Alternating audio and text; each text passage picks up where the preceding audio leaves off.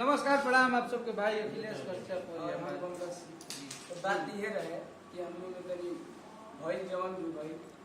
तनी दिन खातिर अंधविश्वास वगैरह हमनी के बीच में, और ये बात इतना फैल गई कि अब भइयों के दोष ना रहे कि कोई हमारा कि इहे धमकी देश भई ऐसा कि कोई फाइनो देता केहू अपनो आदमी देता भइयों के यहाँ हमारे केहू पहले उनका भेजा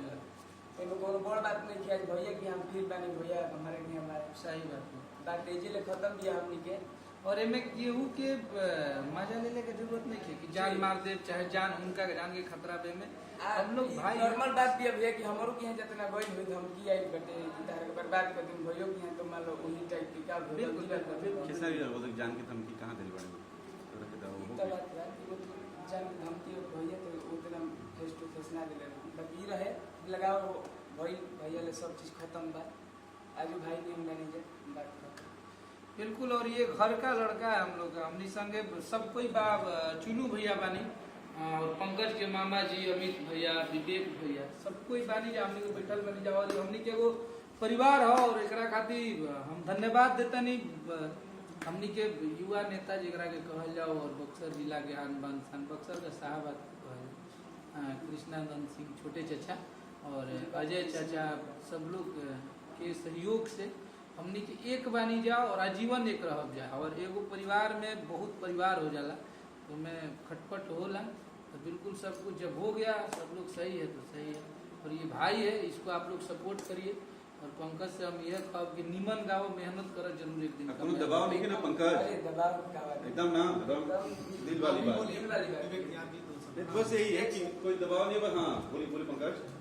जौन बा सब क्लियर भैया हमारे बाकी बात ये बढ़ गई रहे भैया की समझला ना भैया कि हम पहले ना हो गेल ना एकदम क्लियर हो भैया लोगों समझो कि केहू के धमकी ना देवे जाओ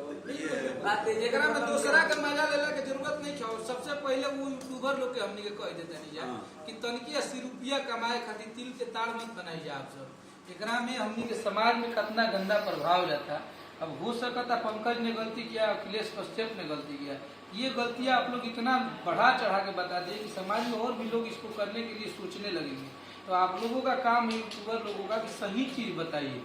सबसे बड़ा बात होला कि माफी के स्वीकार कर जाला तो बहुत बड़ चीज होला।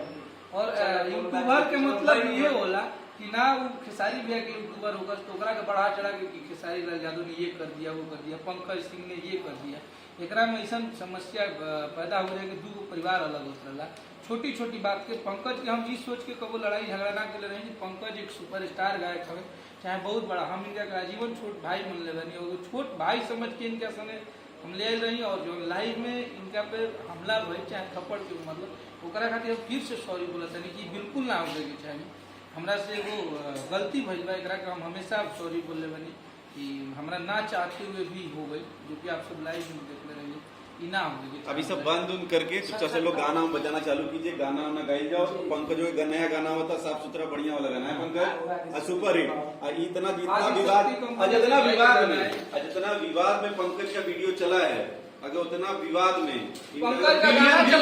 अगर मिलियन व्यूज ना आए गाना में तो पंकज कुछ बद कर लेते लोग बोलो